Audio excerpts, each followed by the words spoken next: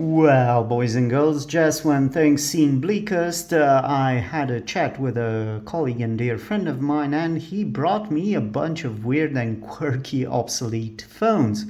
Anyway, I'm going to try and keep it more eloquent and brief, and let's start with this Nokia 6630. This to me is one of the more important and interesting looking phones, even though I'm not a huge Nokia fan. I actually used this thing quite a lot, a similar unit during my childhood and early adult years. And before we do anything else, let's just take this nice looking lady on the bottle and clean up the phone with a bit of rubbing alcohol.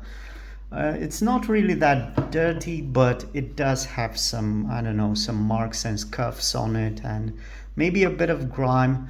Now, as you can see, this is a Nokia from the Symbian era. It's plastic fantastic all the way, though it is quite sturdy. Now, the most redeeming feature for me at least was the camera, because even though I believe this was, a 1.3 megapixel, I'll just show you the lens cover here so you can see that. Well, it just, took that type of clear picture, which was not common back in its day. Phone cameras were still putting out blurry results and heavy pixelated images, but this one it didn't have any background blur or intentional bokeh effect, but it did the job right. It got clear pictures and generally a good autofocus feature. So let's just turn it on and see what else we can find out about this Nokia 6630.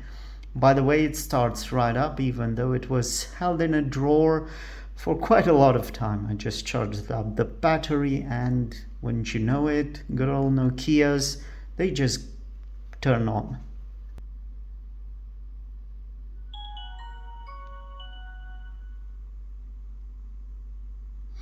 Okay, so the Nokia 6630. I'm just gonna press OK on these dates and other details, and please disregard this picture because it's not really relevant. Now let's go into the menu. I believe this is the button that selects the menu. A bit wobbly, but it'll do. Let's just find the camera and see if we can take a picture. And I cannot find the camera. Wonder if I press this button, will it open the camera? No, it will not. So I need to search for the camera.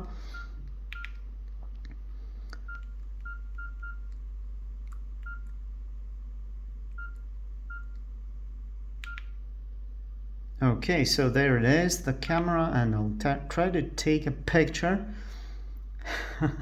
Okay, so this is quite the funny experience, because through my rose tinted glasses, or rather my memory of this device, well, it really had a better performing camera, but I guess that's what happens when technology evolves, and why it's quite relevant to have a look back at what really cameras were 20 years ago. I can't really believe this was 20 years ago, but that's the reality of it.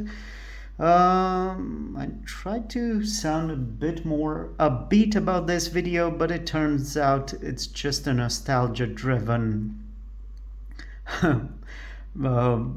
amalgam of words which don't really do anything for anybody. Well, at least I hope they do. But before we get lost into any more pointless banter, let's have a look at this shape, which was at the very least controversial. Now I'm going to turn the Nokia off and show you talk about this lower bezel a bit. Part of the chassis has got this muffin top look. It's not very flattering, though it is a bold move, and given this is a Symbian phone and it supposedly appealed to inner geeks and to nerd techs at the time. It wasn't a fashion phone, it wasn't a premium phone, it was an upmarket phone, very capable, but not really something incredibly popular. It was sturdy, however, and really it featured everything you would need back in the day, at least, including an additional card slot. And I bet you don't see this very often, boys and girls. This is not an SD card, but rather, if I could just open it with my fingernails, I will show it to you. This, have a look. This is a mini MMC card, meaning a multimedia card. Now, I've spoken about these types of cards before in my Zima's videos. You can see it here, it says multimedia card. Basically, it's half an SD card, at least in terms of dimensions. There are other differences, but for all intents and purposes, it's just an SD card with a different name. And since we're here, let's have a look at the inside of the phone and show you what this thing looks like. Nothing special on the back, just a SIM slot and, well, a jack port. Actually, no, this is the charging port, and this is the proprietary Nokia designed port for the connector port for the USB cable and the headset. And on top you have a speaker, which was quite novel for the time. Now the inside looks like this, nothing special, a bunch of description and part numbers and a QR code. And also, what is interesting about the Nokia 6630 and other Nokias from the era in general is this removable express-on cover and the keyboard. So this is the naked look of the phone right here. Now, collectability and quirk factor, well, as you can obviously see, this is a great conversation starter, though it's not really that valuable. I did mention in the beginning they weren't that popular, but of course they were.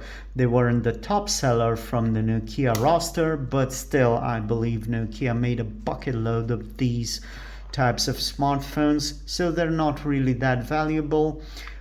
But one in a good condition is not easily available. The first aesthetic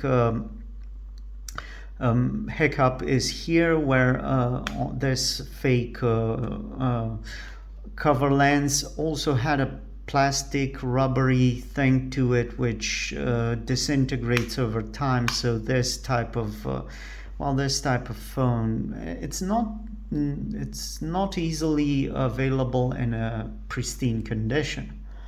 But anyway, this has been the Nokia 6630. I hope you have enjoyed this rather quirky and interesting presentation of the device. And as always, remember, I buy, hoard and collect, but sometimes borrow weird, quirky and obsolete tech stuff, so you don't have to. Thanks for watching and see you in the next one. Bye bye.